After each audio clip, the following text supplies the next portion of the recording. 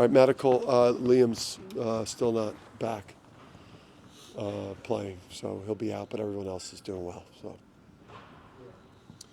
How was this week between games? Was that good for you guys, or? Well, I mean, obviously there's a lot to fix. Turnovers have become a thing. That was one of the things that's kind of saved us, was the lack of turnovers. So, just trying to reinvent some things offensively. Some new wrinkles, some different things, but mostly just taking care of the ball and just trying to fix the defense, trying to fix the rebounding in the defense. And how do you fix turnovers? Part of it is just, I think, with Liam's absence, Liam took a lot of pressure off of people in terms of just creating shots and just a place we can go with the ball. So you've got obviously, with Alex and Liam and Solo, you got potentially three guys on the court when they're out there together. They take pressure off each other. They take pressure off the center. They take pressure off the point guards. So some of it is just, you got players that are now have to do more because of the absence of a key offensive player for us. But we've just made the point and done some drills and then just emphasize it. Are you hopeful with the defense? Have you seen things in practice the last week that makes you believe you could make strides, or does it take a game to show you that? Yeah, I mean, some of it is, some of it's youthful mistakes with the sophomore class, where those guys maybe, where they're making the types of mistakes that sophomores in January that are still developing players. It's not a lot of teams at our level that are trying to win and trying to develop younger players. They're pretty much, a lot of teams we're playing against are just have gotten really old and are just going with older players. So, hopefully that starts to turn.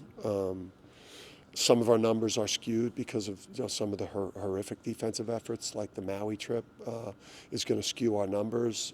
But just when you see 109th there, I think it's a reflection of a combination of got to continue to work on the schemes, but it's the same scouts and the same techniques and the same schemes that have led to some great defenses. So I think the players got to get tougher. Players got to be nastier. We got a lot of nice guys. We got some really swell guys. They got to get nastier at the defensive end of the court and on the backboard. We got great guys. The people in the airplanes and the hotels and the meal rooms, they love our guys. Speaking of old, Kalkbrenner again. I guess what are you looking for from Sampson and Terrace to kind of keep him in check? Yeah, I mean that's just it's been it's a tough matchup we've cycled through. This is our fifth set of centers. I mean, we've gone. This was Josh Carlton, I think, matched up with, with Ryan, now all the way through to, we're literally on a fifth tandem of centers, and it's just a rare player of his caliber.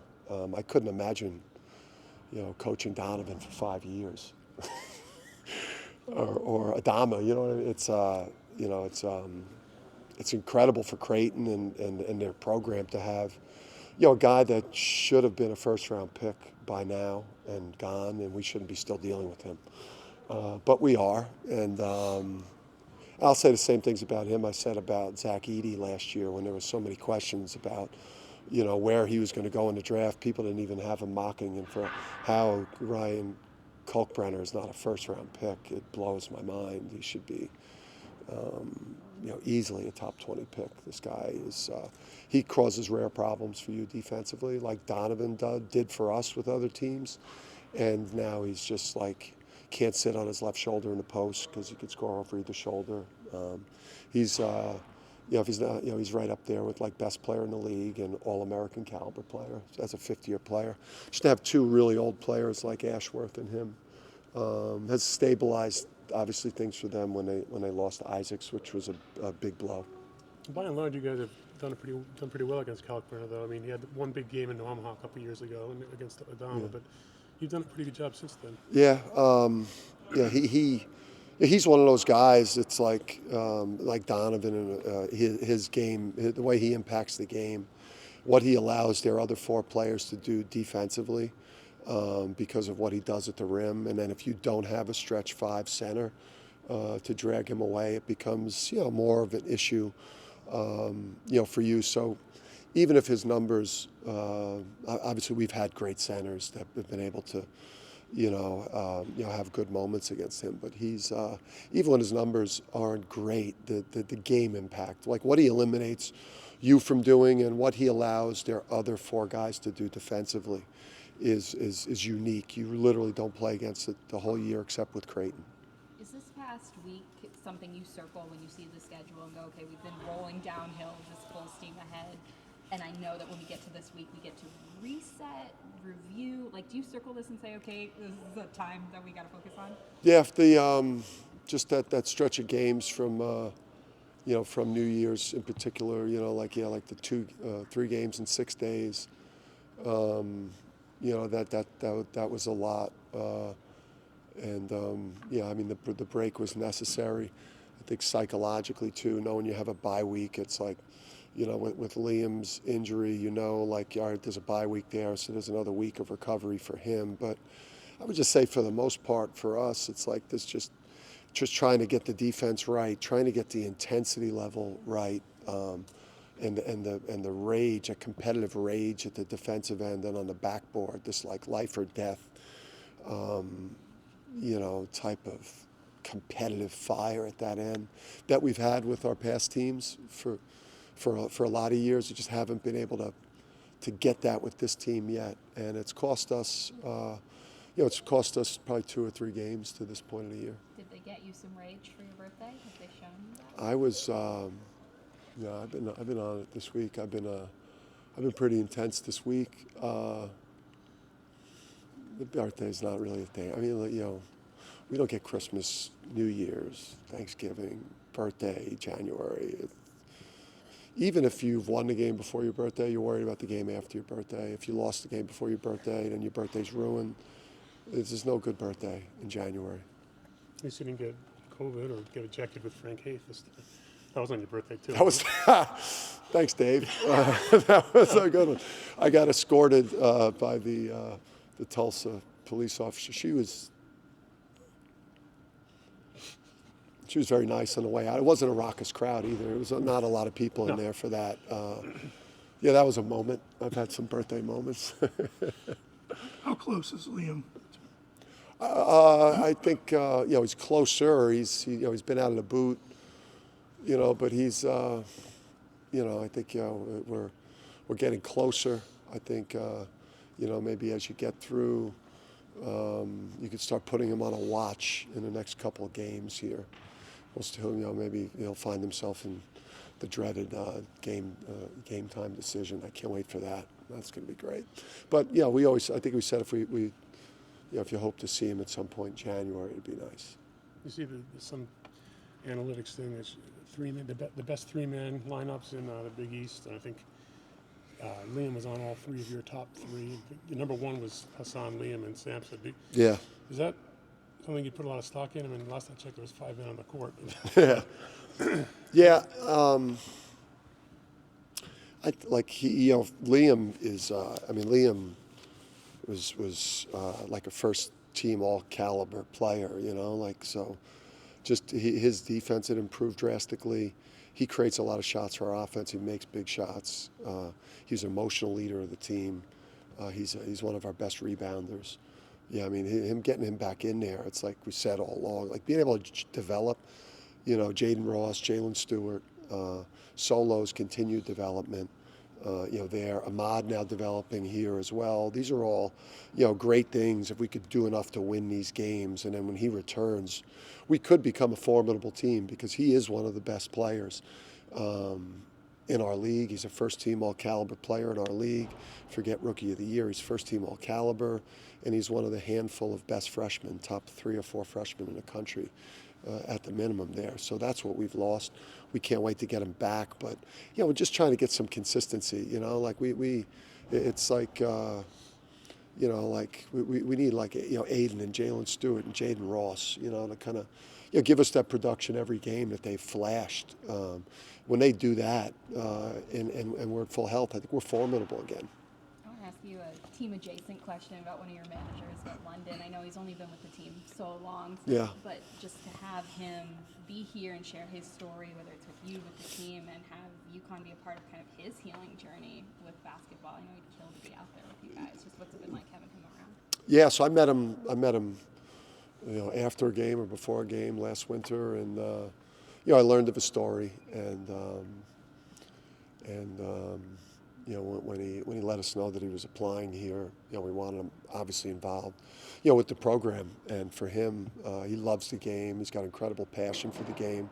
He was a very good player, and his health situation, it's a sad story, obviously, because he can't pursue, his ultimate dream as a player. But the next best thing to playing is coaching, and I think he, he's got the passion for it, he's got the mind for it, he's got the competitive spirit for it, and now he gets a chance to pursue the coaching career the way he would have pursued the basketball career. But the whole program's aware of his story, and it's. He's an inspiring kid to look at every day. Yeah, Darius playing tomorrow at hoop ball. What are you looking for maybe him to improve on before he arrives here? Yeah, Darius. Like Braylon, he's got that size that we love at guard. The combo guard skills. The guy can play in the ball screen. He can really shoot the three. He can get his own shot.